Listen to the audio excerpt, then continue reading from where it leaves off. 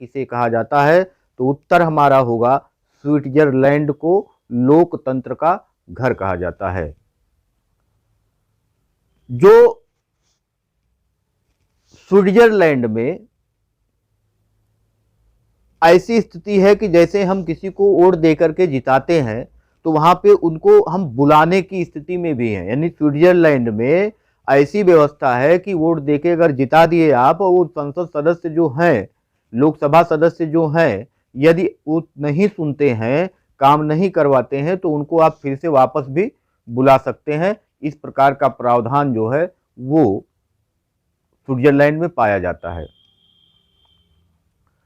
कुल सीटों की संख्या हमने बता दिया 552 है, वर्तमान में 545 है। 530 राज्यों से आते हैं, 20 संघ शासित प्रदेशों से आते हैं, लेकिन वर्तमान में 20 ना के 13 ही आ रहे हैं। दो एंग्लो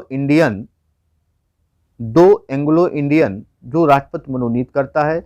यह पूरी स्थिति जब धारा 370 नहीं हटा था, यानी धारा 370 के हटने से पूर्व की स्थिति पे हम विचार कर रहे हैं।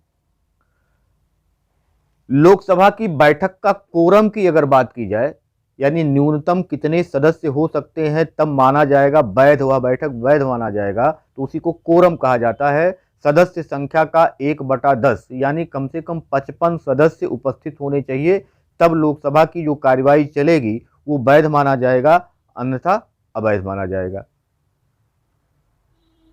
जो मतदान की न्यूनतम आयु है इस समय 18 वर्ष है, इसके पहले 21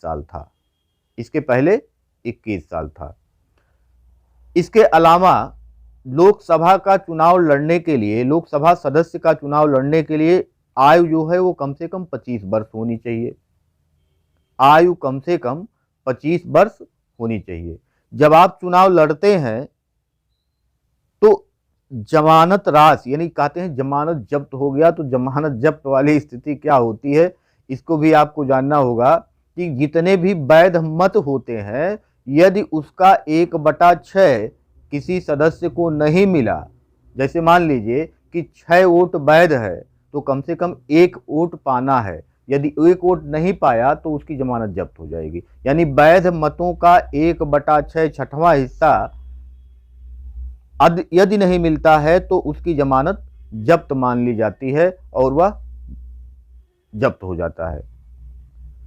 भारत में लोकसभा का सदस्य बनने के लिए जो जमानत राशि है, चुनाव लड़ने के लिए जो जमानत राशि है, वो जनरल और ओबीसी के लिए 25,000 है और एससी और एसटी के लिए 12,500। यानी जनरल और ओबीसी के लिए 25,000 और एससी और एसटी के लिए 12,500, 12,500 रुपया ये जमानत राशि जमा होता है। प्रस्तावक के रूप में नामांकन पत्र पर कुल 10 प्रस्तावक के हस्ताक्षर होते हैं। जो मान्यता प्राप्त किसी राजनीतिक दल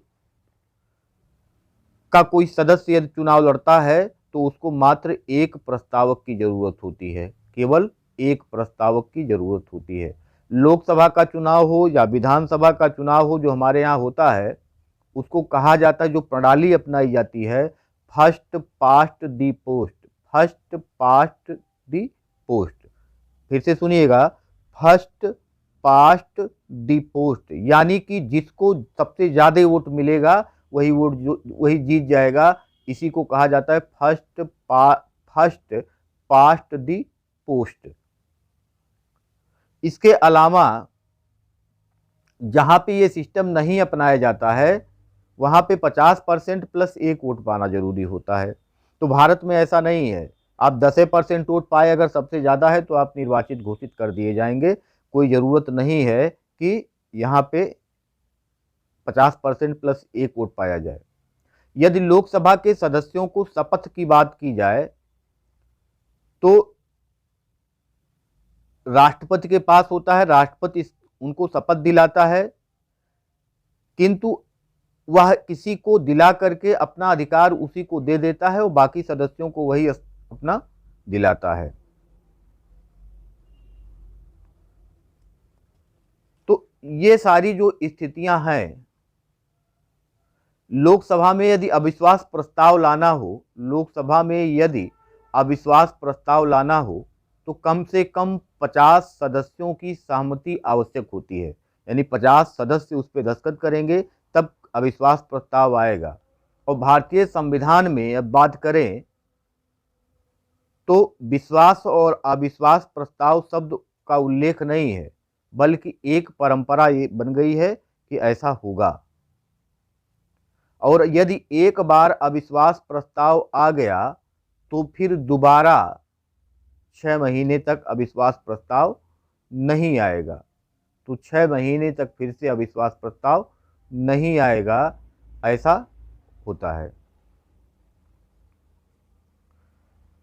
तो इस प्रकार से हमने जो मुख्य जरूरी बातें थी उसको हमने इसमें समझ लिया कि लोकसभा के बारे में, लोकसभा है क्या, लोकसभा का गठन, लोकसभा का सदस्य चुनने के लिए, बनने के लिए जो योग्यताएं होती हैं, और उसके बाद जो कुछ प्रमुख चीज़ें थी लोकसभा अध्यक्ष के बारे में, लोकसभा अध्यक्ष किसको अपना त्यागपत्र देता है, इसके बारे में हमने चर्चा कर लिया। अब इसके बाद हम चर्चा करेंगे राज्यसभा के बारे में, वो नेक्स्ट क्लास होगा। अगली क्लास में राज्यसभा का गठन। आज के लिए इतना ही। धन्यवाद, नमस्कार।